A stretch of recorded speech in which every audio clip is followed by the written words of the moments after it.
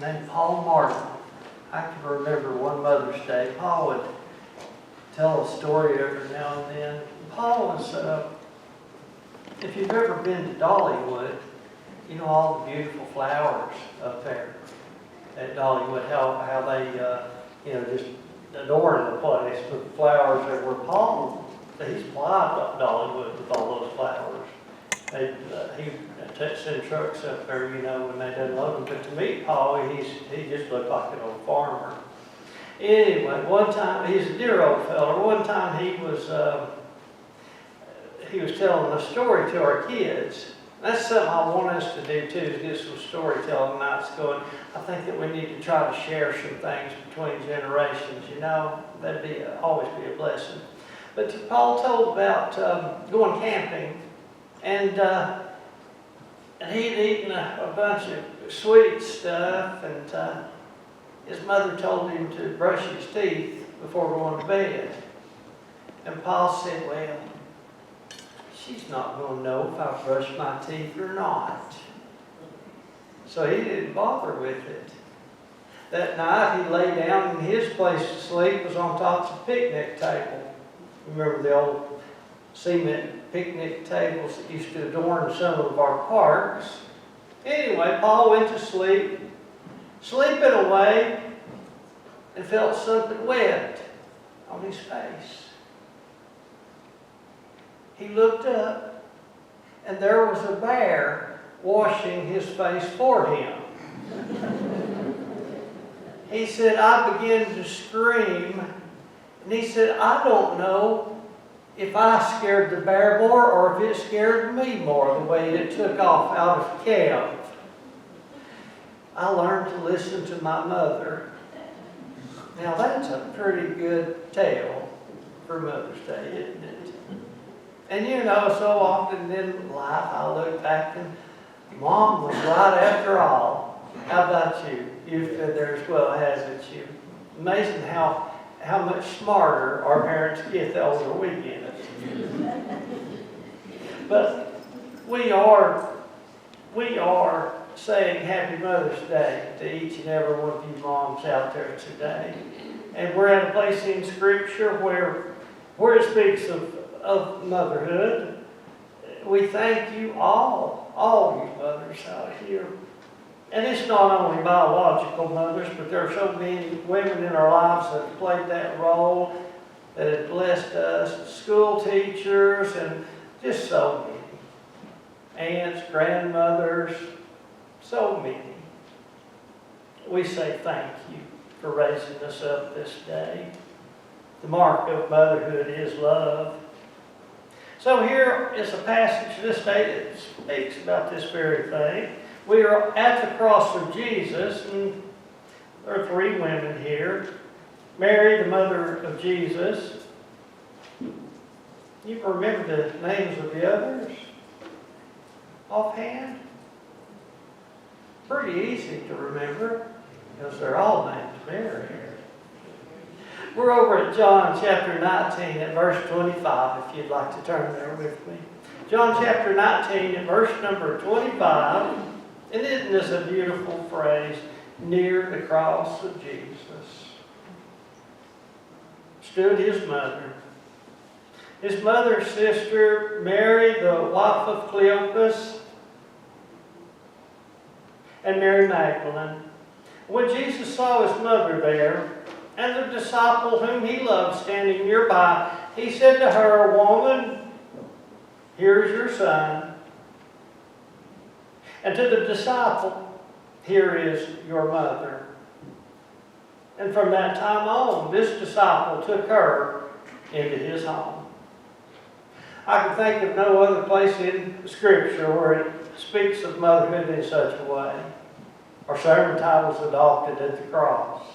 Adopted at the cross. Mary, the mother of Jesus, is here while Jesus is on the cross. So now, there stood by the cross of Jesus.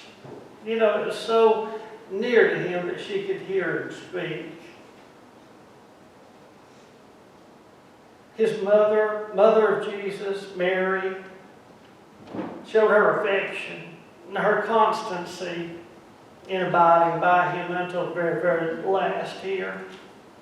And though it must have been a cutting sight for her to see, couldn't you even start to imagine? Now was fulfilled what the prophet Simeon had said. Do you remember his prophecy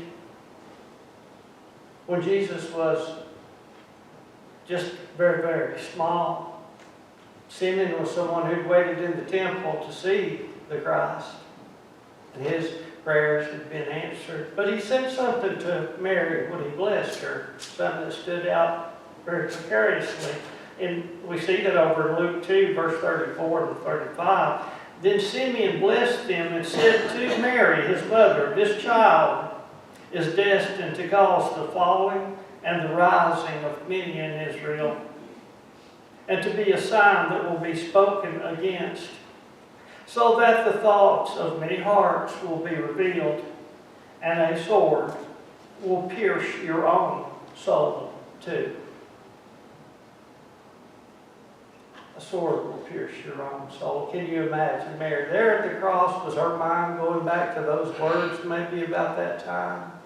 Because her soul was certainly being pierced, as any mother could only begin to imagine. Near the cross of Jesus stood his mother. I know you ladies can all relate to the harshness and to the terribleness of that situation. No words can express.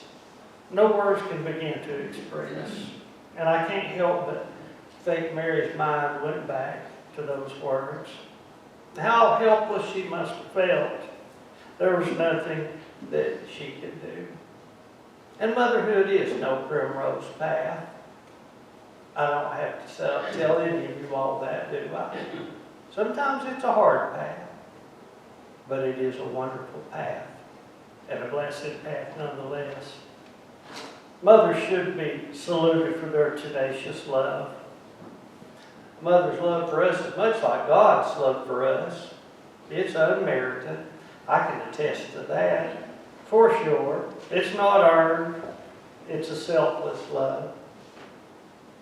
William Gladstone, in announcing the death of Princess Alice to the House of Commons, told that the little daughter of the princess was seriously ill with diphtheria, and the doctors had warned the princess not to kiss her and not to endanger herself by breathing the air that the child was breathing out.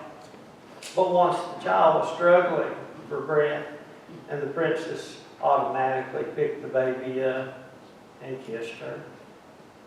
And she died not long after that. The princess herself passed away. But that's such an illustration of such courage. You know, real love forgets self. It knows no danger. Real love doesn't count the cost. That is a mother's love. I was raised by a good mom, and I hope to see her today. She's Lord mercy, I know she's had patience with me growing up. A love that's hard to imagine. I was quite a handful.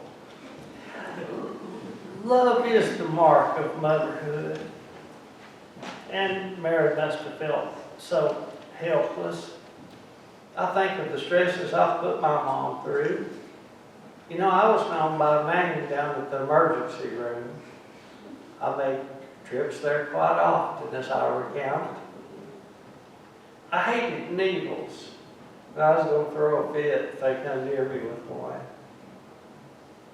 One time they did. And my mother, watching my exasperation, ended up passing out. And I think that was one of the first times I'd ever realized just how much she must love me to pass out over my situation there. She put up with a lot out of me. That's true love. Did I ever tell you about the rubber band I put around the dish sprayer? Boy, that was a wonderful thing. Have you ever seen that done? You put a rubber band around the trigger on that thing that you spray the dishes with, and people turn the water on, and it comes out and squirts them, you know, and they can't think to just simply turn the water back off, but rather they stand there and fight. Yeah, she put up with a lot out of me. But she loved me. nonetheless. I'm glad you've had a loving mother. Mary had raised Jesus in love. And there was Mary, the mother of Jesus, even at the cross. Near the cross of Jesus stood Mary. Near the cross of Jesus stood his mother's sister, Mary, the wife of Cleopas. There's verse 25. That's a little awkward of a verse, isn't it? What does that say to us? Is that saying to us that these are two different persons? Here it says his mother's sister, comma, the wife of Cleopas. Do you think that we're talking about two different people here? And Mary's sister simply not named? Would a mother name two children Mary? That's a good question, isn't it? I've heard a lot of descriptions of this. And, it could be that they simply don't name Mary's sister. But I think the more likely circumstance is, and this is what Christian tradition has held, was that Joseph had a brother named Cleopas, which would make this sister and sister-in-law to Mary, which may have been about the same word for sister in that day. It's hard to say. That'd be my best guess anyways. Nonetheless, it still draws the picture, any way you look at it, that Jesus had an aunt there at the cross as well. And you see what I mean by motherhood and family being a little wider than what we might first imagine. What a blessing it was to have her there. Paul attributes Timothy's faith to Timothy's mother and his grandmother. On another occasion, Romans 16:13, greet Rufus, chosen in the Lord, and his mother, who has been a mother to me too. You can see how the family was spread in the early church. When Jesus was little, he was left behind in Bethlehem. And even looking at that story, Joseph and Mary thought he was traveling with other members of the family. And the church ought to be a family as well. It certainly had. I bet many of you can look back to Sunday school teachers and those who made a difference in your life that shared that gift of motherhood with you. We say thank you this day.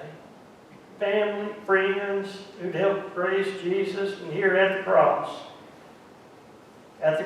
is one of those ladies. Mary Magdalene is there too, and John. It's been suggested that John was probably pretty young. He was able to gather there at the cross with the ladies. He may have been fairly young. And here Jesus makes a pronouncement. John is to be a son to Mary, and Mary is to be a mother to John. It says in 26:27, when Jesus saw his mother there, and the disciple whom he loved standing nearby, he said to her, woman, here's your son, and to the disciple, here's your mother. From that time on, the disciple took her into his home. The Bible tells us that Jesus had brothers and sisters. Why is it that Jesus would basically have this responsibility over to John? My best guess on this too would be that those brothers and sisters may have been children of Joseph before he married Mary. It's a big possibility. It's hard to say, but that would be my best guess.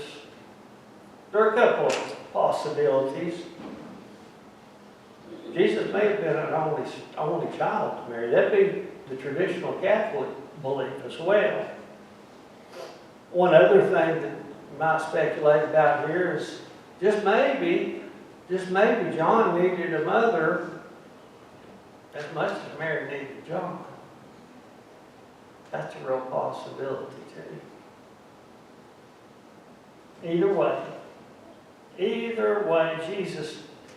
doesn't only provide a caregiver for his mother, he forms a new family at the foot of the cross, knitting together two wounded lives with one simple act of love. And parenting changes some with our world. You know, even in my lifetime, I can see a difference. I bet you can too. You know, I see all these things comparing the way raising kids was back a few decades. And yeah, we really did drink out of a water hose. You know what we learned from that? It's okay to drink from the water. I can still taste what it tastes like. It had to taste like rubber. What do you think? Ever thought anything of it?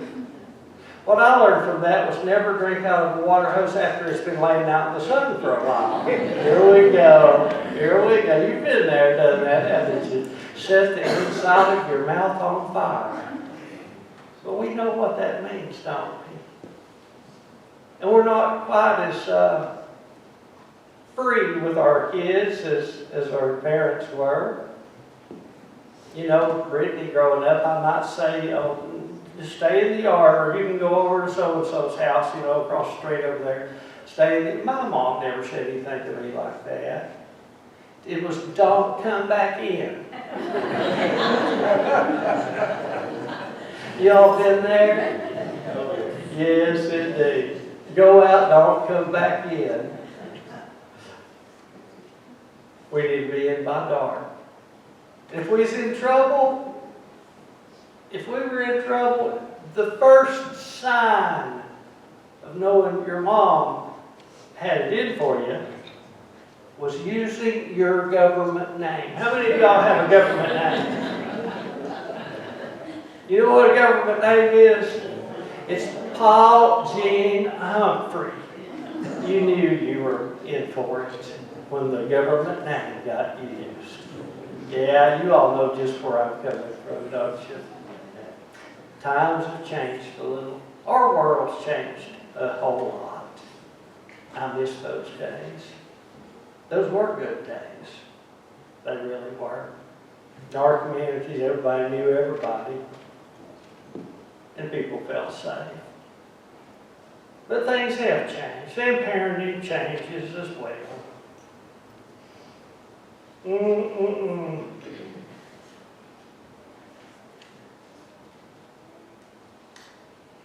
Back to our passage here. The cross is not only the place where Jesus died for us, it's also a place where we see how deeply He loves. And how His love takes responsibility for others. We see that motherhood goes beyond biology. And God is the author of love. I know we have mothers here today whose own mothers have gone on before them. I know I have men here today as well whose mothers have gone on before them. I challenge you today to take a little time to remember. Say a prayer. Remember. Remember. And if your mom's still living, I suggest go see her. Call her up, tell her you love her. And how about those ladies that have played a role in your life and made a difference? Take time. Take time. Take time. I think that's the biggest regret we might ever have at the end of the road. It's not taking time. We don't want to look like we've taken such love for granted. And for those who have mothers who've gone on before us, there's a story that I want to close out with this morning. Dr.